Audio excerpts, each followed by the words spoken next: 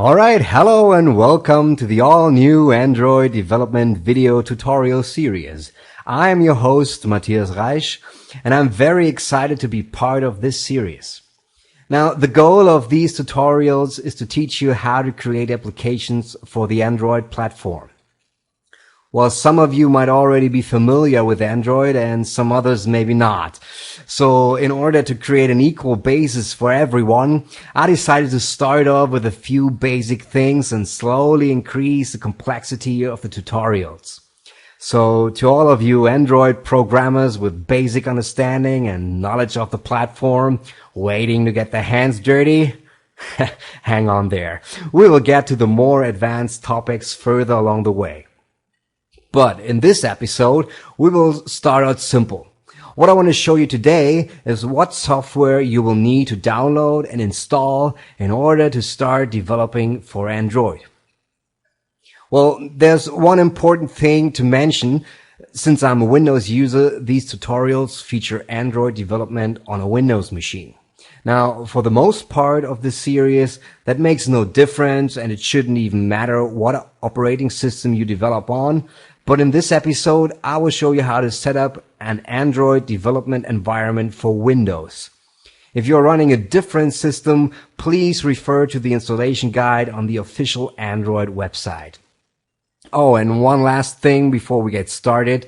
Since I'm not a native English speaker, bear with me if I say something in an odd way or if I pronounce something slightly wrong. I'll try to do my very best to make it easy for you to follow along.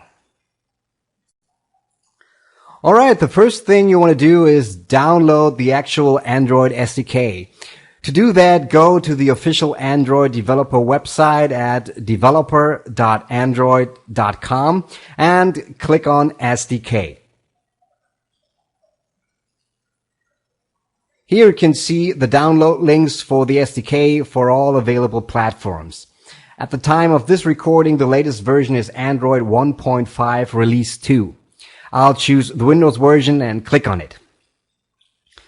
That will take you to another page where you should carefully read the license agreement. Now, at the very bottom of the page, you'll see a checkbox. In order to download the SDK, you have to agree to the license agreement. So simply check the checkbox and click on download. Save that file somewhere on your computer. Now, since I already downloaded the SDK, I'll cancel that download. Now, the next thing you want to do is download the free Eclipse IDE. You can find all Eclipse downloads at www.eclipse.org/downloads. For Android, you will need a Java development environment, so I'll choose the Eclipse IDE for Java developers for Windows.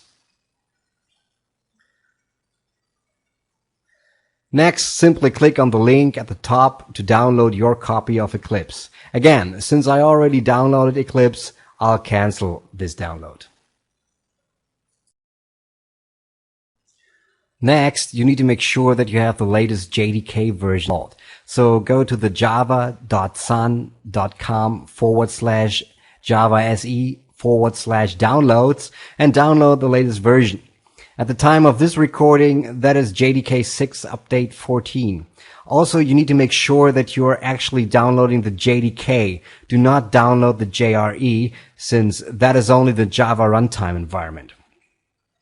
Alright, so click on Download, and you will be taken to another page. There we have it, where you can actually choose your operating system from the drop-down list. So again, I'll choose Windows, and I also make sure that I check the checkbox.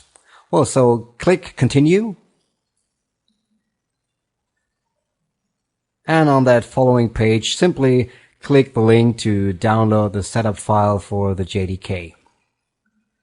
Now, again, since I already downloaded it, I'll cancel that download.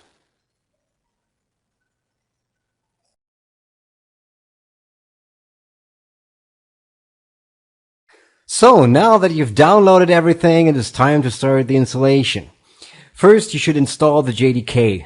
To do that, simply double-click on the downloaded setup file and follow the on-screen instructions.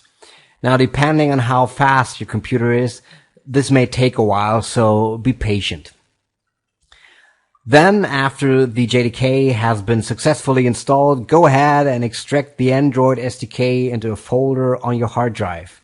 It's best to choose an easy-to-access folder like Android SDK in the root of your hard drive or something else.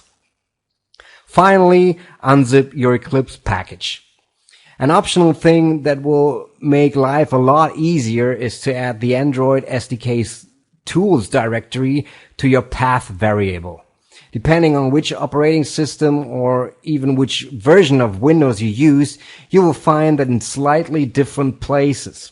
If you're unsure how to add a folder to your path, please consult your system manual or online help. Alright, with all the packages installed, we are ready to start Eclipse. So here we are in Eclipse. Notice that the first time you start Eclipse, it will ask you for a workspace folder. Simply choose a folder and check the checkbox to make it the default folder so Eclipse won't bother you again. Also, after starting Eclipse for the first time, make sure you click on the rightmost icon to go to the workbench. Now, the first thing you want to do here is to install the Android Development Tools plugin. To do that, simply go to Help and choose Install New Software. In the window that pops up, click on the Add button. Now, another dialog pops up where you can enter a name for the remote site. You can choose whatever you want here. I'll type Google Android.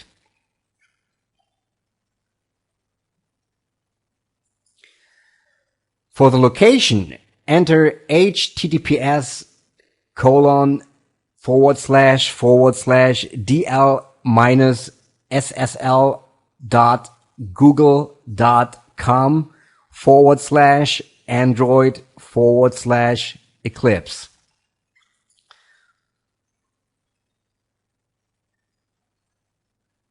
Now I'll just copy it in, copy and paste.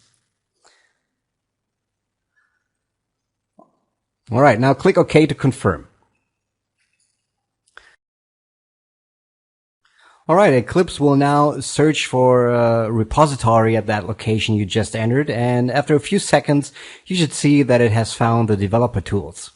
Now, to install them, simply click or check the checkbox and click Next. On the following screen, just click again Next. And on this screen, you have to accept the terms of the license agreements. After you've done that, click Finish, and Eclipse will start fetching and installing the plugin. Now, that may take a while depending on the speed of your internet connection and the speed of your machine or your computer. So just be patient, sit back and wait until it's done. When it's done, Eclipse will ask you to restart itself, so simply click Yes and confirm that. Alright, back in Eclipse, there's only one thing left to do to complete the setup of our Android development environment. What you want to do is you want to go to Window and choose Preferences at the very bottom here. Then in the left pane, you want to select Android. And if you do, you can see that there's a message popping up stating that you haven't set up the location of the Android SDK yet. So that's exactly what we want to do. So click OK and click on Browse and just browse to the folder where you actually extracted the Android SDK into. Select that folder, click OK, and confirm that with Apply, and hit OK. And now guess what? Well, that's all there is to do in order to set up a fully functional Android development environment. So that wasn't that hard at all, right? In the next episode, we will have a look at how to create a new Android project and how to run that project in the Android emulator.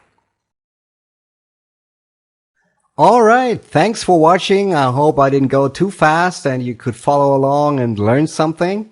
If you have any suggestions or comments on this episode or the entire tutorial series, I would love to hear them. Until then, I'm Matthias Reich for xtensivearts.com. Keep on learning and I'll see you next time.